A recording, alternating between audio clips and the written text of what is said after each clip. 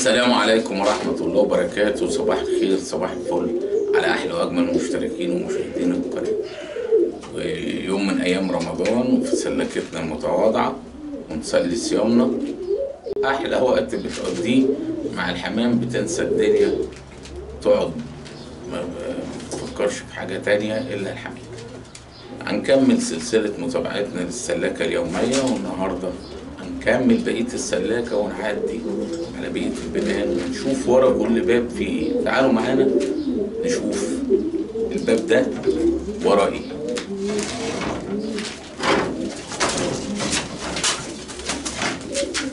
دي ترى جزار.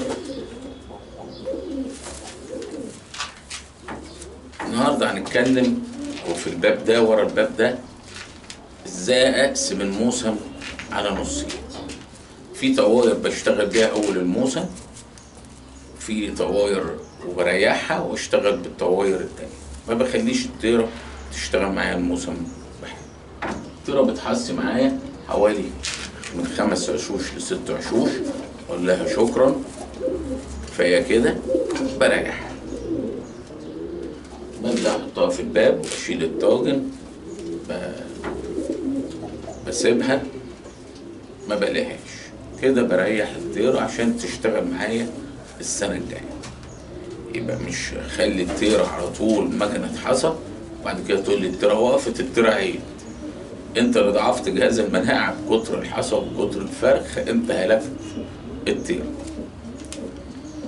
يبقى لازم نريح الطيرة من 5 6 عشوش في السنة، كفاية قوي كده، حلو اريحها.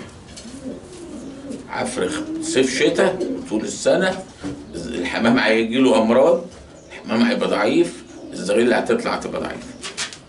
يبقى نشتغل صح، نشتغل بفهم، ان الطيرة ما افضلش احلب فيها واطلع من الموسم خسرت الطيرة، فرخت حمام ما فيهوش مناعة، ضعيف، حمام مستهلك. يبقى لازم اريح الطيرة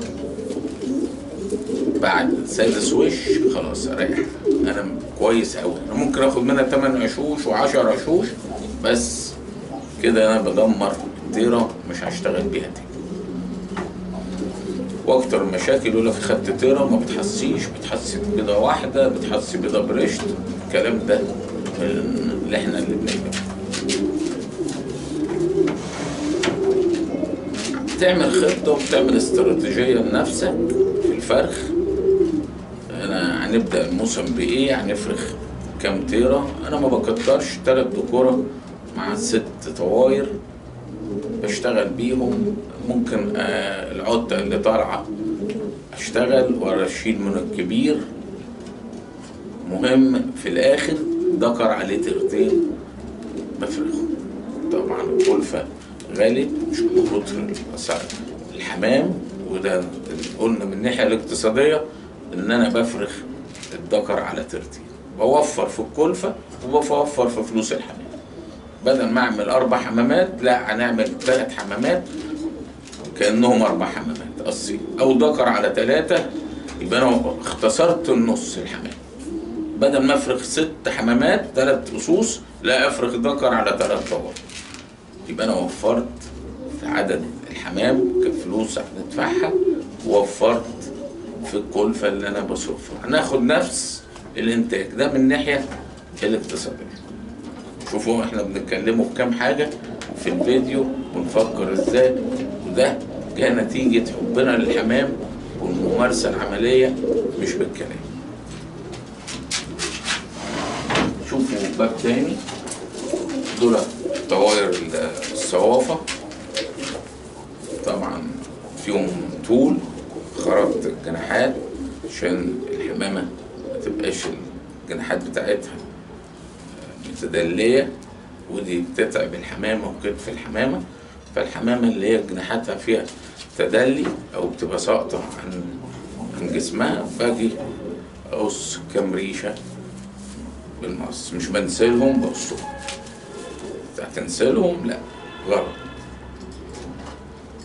دي ترى من الصوافة اهي كده. بدأنا نفرخ الصافي التكوين ما ينفعش نفرخ الحمام ده في الشتاء وفي السنة، الزغلول هيطلع مش هيستحمل. كل وقت من السنة ليه طريقة فرخ، كل حمامة لها وقت معين تفرخوا فيه. الصوافة والحمام شوية بتاع السلكات اللي هو يعني ضعيف شوية ده بيتفرخ في الوقت ده من شهر 3 أبدأ ألقيه وأبدأ أفرخ. دخلت حمام من بتاع النش على الحمام ده هنشوفه. دخلت الفرد ده اهو، ده من حمام النش، فرد عظمه عريض، فرد حمام كويس. ابدا افرخ واجرب ونشوفه الحمام ده اللي داخله صوافه كويسه وبيجيب لنا فلاتات وطفرات هيعمل ايه مع الترتين دول، ونشوف الطواير دي هتحصي كويس ولا ايه. مديله تيرة اهو، والتيرة الاولانيه دي ان شاء الله هنفرخها على زندر، يبقى هنفرخ ذكرين اول عش على الترتين دول واطمن ان هم بيحصوا، وابدا اجيب لهم ذكر صافي سلاكه. بس هعمل تجربتي واشوف انا بفرخ ايه. برضه خارط الكمريشه القداميين اهو، حصت تمام، حطيت لها حصى بلاستيك اهو، حطيت لها حصى بلاستيك تقعد عليه عشان ترتاح. الحمامه دي مش عايزه حرق حصى زي العادات بتاعتنا، ولها معامله خاصه تختلف عن الحمامه. ما ينفعش تحصيها 20 ورا، لازم اريح الحمامه على حصى بلاستيك، ويفضل لو سيبها تلبن وتهضم التلبين ده. التلبين ده فيه سبحان الله مضادات حيويه طبيعيه، ولو التيرة والحمامه بتهضمه ده احسن من مليون دواء. بيزود جهاز المناعه، بيخلي التيرة زي البوم زي الحديد.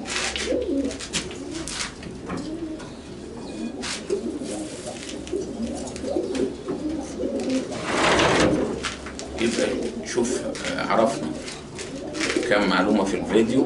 متابعة السلاكة جميلة، مش هنتكلم في موضوع واحد ونعمل فيديو، هيبقى الفيديو فيه 3-4 مواضيع ومعلومات مهمة وأهم أسرار فرخ الحمام هنعرضها على حضراتكم بما يرضي الله.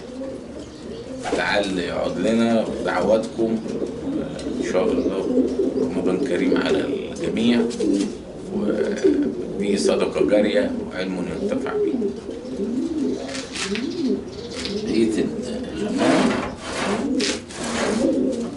عندنا قص تعديل قاعد يوم 18، يعني 17 يوم ويفك. هيفك على أول شهر 4 زي ما احنا اتكلمنا في الفيديو اللي فات، واللي بنعمله في الحمام الفرخ بنعمله مع الطحن. بجيب التركيبة اللي هي 3 أنواع بودرة، الأوبي كلوستين، أي حاجة للكنكر، أي حاجة مضاد حيوي زي الأموكسلين، فلوموكس، البسلين. بحط كبسولة من الفلوموكس على معلقة شاي صغيرة من الأوبي كلوستين أو فيلموكوين، ومعلقة صغيرة من أي حاجة دواء للكنكر مستورد. في كذا نوع، في ترايكوبلاست بيتباع بالجرام، في كانكول المصري بتاع شركة الفارس، في رندازول، في منتجات كتيرة للكنكر. فرد لقيت حل، في حاجة، في زرقان، في ريم، في ريحة كده، الزغلول اللي هيطلع ينقل له الأمراض دي. فضل فترة زمنية يفك، لسه مش في مرحلة التلبين اللي احنا نصحنا بيها، ان انا مش هندي مضاد حيوي. القص بيجمع وهيبدأ يعمل التلبين في الحصن، يبقى انا بعالجه قبل فترة التلبين لا يقل عن 5 أيام. كلها فنيات مهمة وحاجات صغيرة بس ممكن تعدي على اي حد. دي ما اكتسبناهاش ولا حد علمها لنا، احنا اتعلمناها بالممارسة. المعمل ومصنع الفرخ ده اللي هيعلمك كل حاجة في غاية الحمام. ده اساس الغية، ان انت تبدأ تفرخ وتجرب مخك يشتغل. ولو في تقليب في حمام عايز تصلحه ازاي تعلي، الاتنين مهمين جدا. انا شايف ان الفرخ والنش الاتنين 50% و50%. لازم الغاوي يبقى بيفرخ، ما يبقاش تحت رحمة حد اديني زغاليل، لا افرخ بنفسك، جيب اصول كويسة وابدأ انت افرخ، وابدأ صحح وصلح وحسن في الحمام. هتحس بطعم جميل وان انت عملت حاجة في غاية الحمام وضفت حاجة. ويا رب يكون لك دور انك تختار نوع او نوعين من الحمام وتبدأ تحسن فيهم وتوصلهم للمستوى وتصحح الأخطاء اللي فيه. كده يبقى أنت حسنت من الحمام. معلوماتي كلها متواضعة، يا رب تكون بتوصل لكم. شرحي بسيط، مش بنحب نعقد وما بنضيعش وقتكم في الفاضي، كله كلام مهم.